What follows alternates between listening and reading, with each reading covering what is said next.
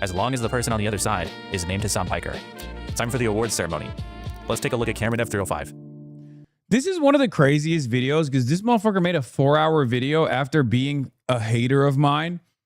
And I guess it got to such a degree in the commentary sphere that he was just like, I'm done with this. I can't deal with this shit anymore. I have to fucking unload into all these other dickheads. Because, like, once again, dude was in Destiny's community.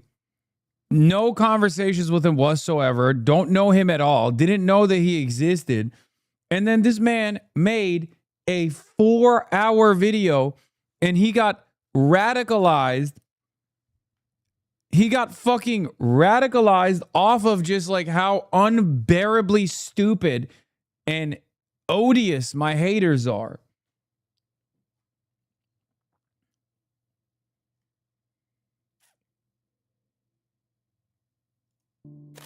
Hey there, folks. I'm your local content cop. I make sure everyone's content is up to par. CameronF305 is the owner of an up-and-coming commentary YouTube channel. He's 21 years old, he has around 80,000 subscribers, and he's the smallest online figure in this video, but he's also one of my favorites. Cameron is somewhat well known for various interpersonal online dramas, most of which stem from his time working for... Okay, I'm gonna be honest. Isn't this one of the... This is one of the ones that's like...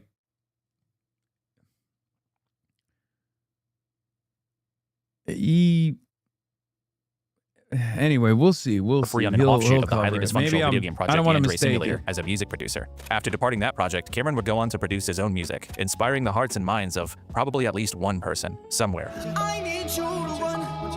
I'll run right back to me. I'll run right back to me. That song is incredible. But Cameron would gain much more notoriety in May of last year after releasing a pair of hit pieces on iDubbbz. Now to me, iDubbbz hate content has been done to death. He's just an easy and safe target, and everything to be said about him has already been said. So this type of video is just kind of soulless and lazy. But Cameron will happily take that low-hanging fruit. He capitalized on the recent Content Cop videos on Ethan by parodying the series and turning it around on iDubbbz. Except it's not really a parody because he's not satirizing it or making it funny, he's just copying it and doing it worse. iDubbbz, you're a piece of chat. Please log off the Ethernet. Oh, come on, Cameron. You're just mad that iDubbbz doesn't say the naughty slurs anymore. He's very mad.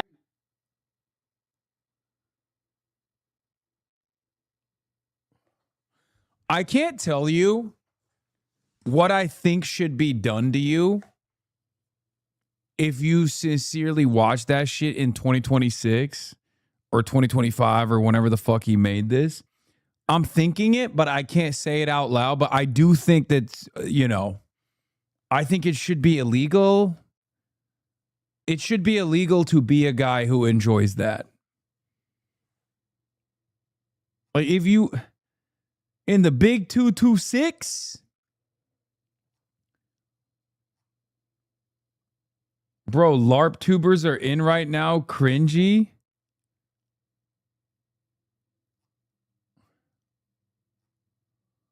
Yeah, bro, 226. That's my thing. I know everybody always says it, but I like saying the big 226, okay? Instead of saying 2026, I think it's better to say 226. It's cooler. It sounds cooler. Just let it happen. Now. I think you need to grow up. Yeah, both of these videos are pretty fucking terrible. They're like exactly what you would expect from someone making an easy, lazy hit piece on a guy who's already widely hated. You can make mistakes and grow from them. That's fine. But don't make that your entire fucking personality. And even if you don't resonate with it anymore, don't shit on people who enjoyed your old content. You come off as disingenuous and extremely fucking annoying. Yeah, it's just fucking whining about the same shit everyone else has already said about iDubbbz. But somehow there are still a lot of people out there who will endlessly consume brainless content like this. So these videos actually did pretty well. Cameron earned over 1 million views on the first one and several 100,000 more on the follow-up. The success of these two videos helped Cameron work his way onto H3's radar, and he received a shout-out from the big man himself. This dude put in so much more effort than Ian. Holy fuck. Anyway, check it out. It's really good. Good watch there. It isn't. From here, Cameron would start to very shamefully act like an Ethan Klein cheerleader and desperately try to get his attention and approval. Fucking Ethan is going demon mode right now, and I love it. I love petty Ethan, dude. I love petty Ethan. This is great. Ethan, Dia, if you're watching this, can you shoot me an Instagram DM? I guess I can ask him after, but... Will Smith is one of the most famous cucks.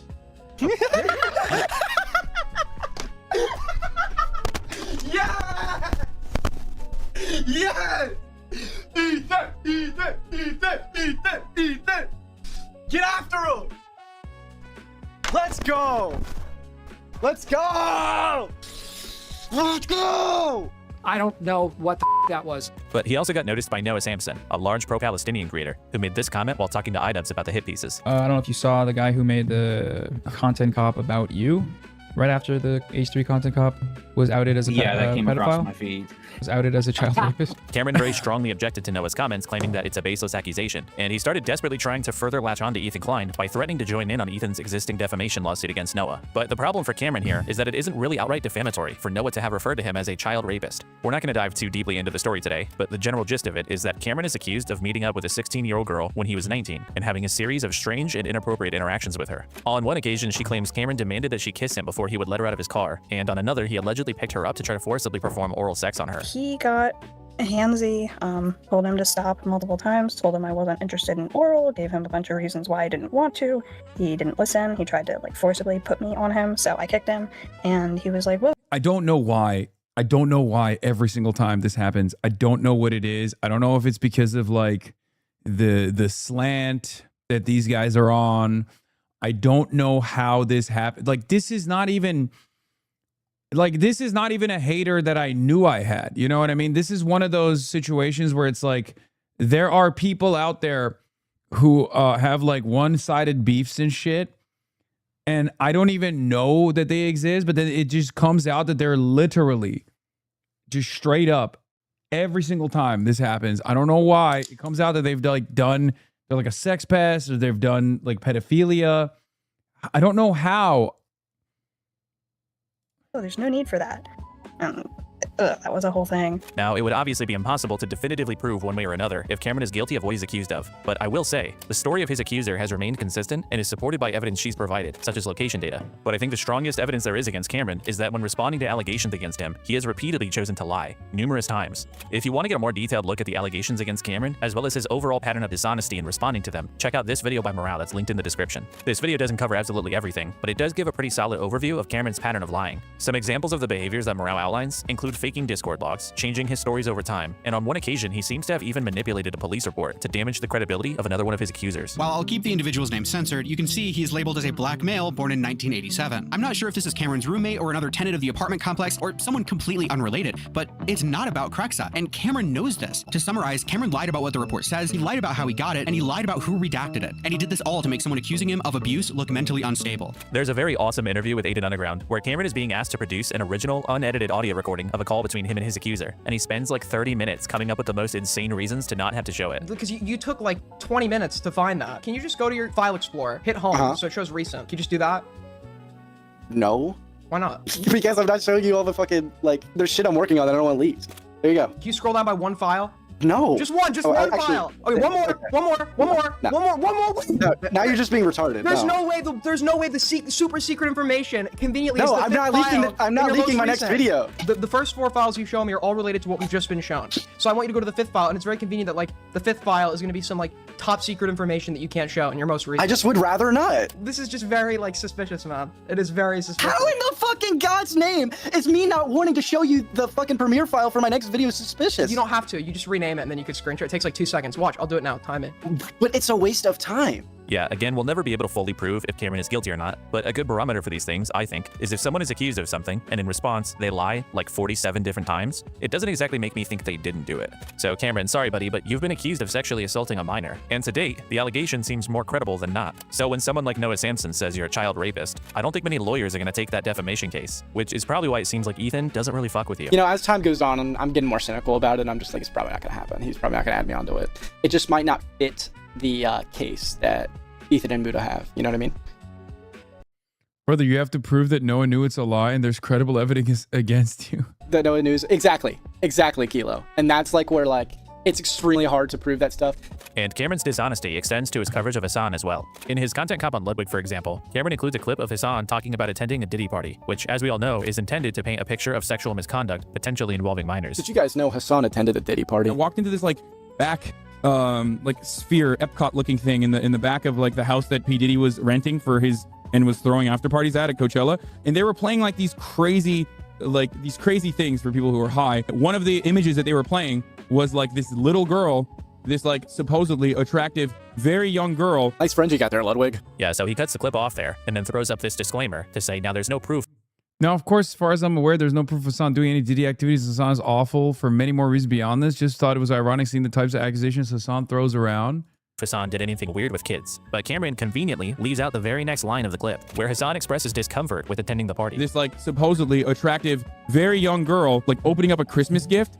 And I think I told you about this where I was like, this is some real weird Alex Jones style pedo thing here. This is exactly how I felt walking into that house where I was like, this is weird. This is really weird. By the way, this is years before the Diddy allegations, for the record. This was years before. I went to an after party at Coachella. It was like a fucking alcohol after party. It wasn't like Diddy's after party. Okay. It was for some fucking alcohol brand. Right.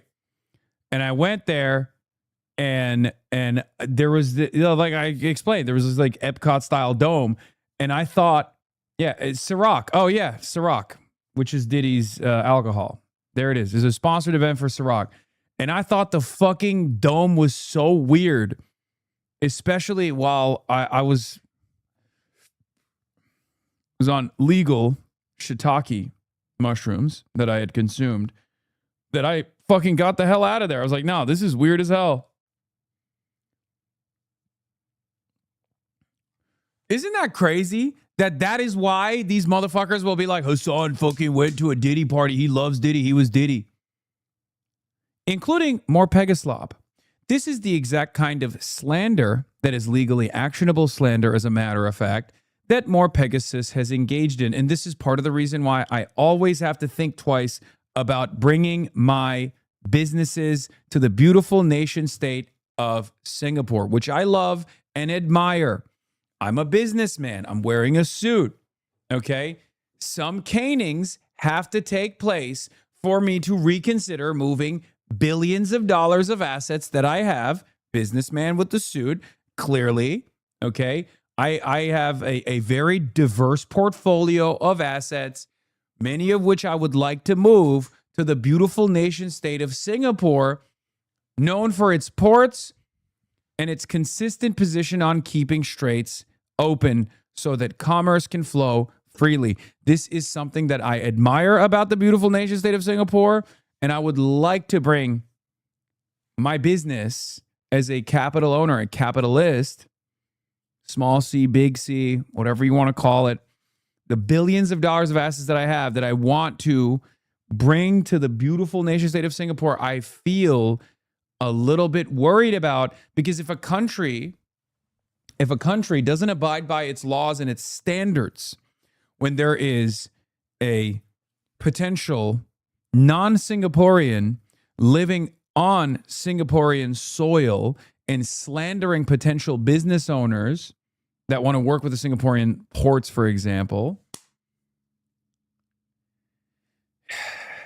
I worry, and I can't believe I'm about to say this, I worry if they can't follow the law about cyber stalking and harassment and slander, I think to myself, will they follow the law and protect my capital and my assets? I didn't want to say this, but that is a big fear that I have.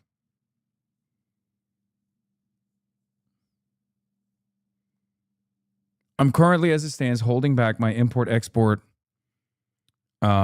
desires from the beautiful ports that cross through the Strait of Malacca and pour into the nation state of Singapore. And it's a fear. It's a prudent financial decision as it stands currently. We will reconsider this community of import exporters. Yeah, we've all been through this. You're not alone. Yeah.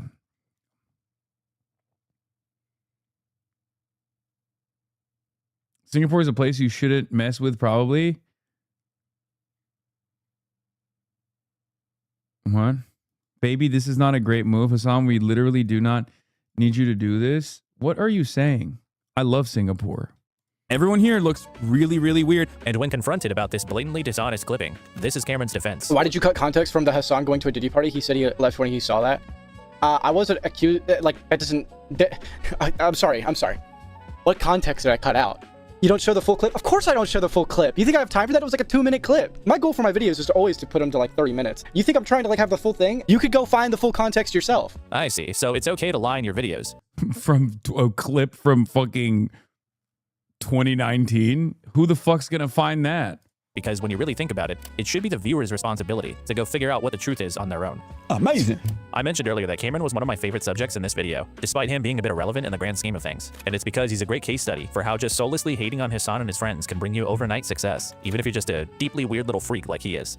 These days, Cameron spends his time constantly asking his audience what he should make next instead of coming up with any original ideas, and then just making more shitty content cups, despite having previously stated that he wasn't going to keep doing that. He's lied about serious accusations to protect himself, lied about Hasan to gain favor, and built his entire presence on being an opportunistic rat. And for that, it is kind of crazy that this is a dude who has like forced himself allegedly upon a minor, cutting very important context from a clip to claim that I was a participant in a Diddy party. Like a knowing, willing Diddy party enjoyer. Like, brother, you're a fucking pedophile. Like, what are you talking about? CameronF305 remains a Weasley little liar. The possible child rapist award goes to Cameron. Congratulations, buddy. Hasan is a political streamer, the most popular by far, and look, I'm not someone who claims to be very knowledgeable about politics, but even to me, it seems like he has some pretty crazy takes. Willie Mack is a large commentary YouTuber.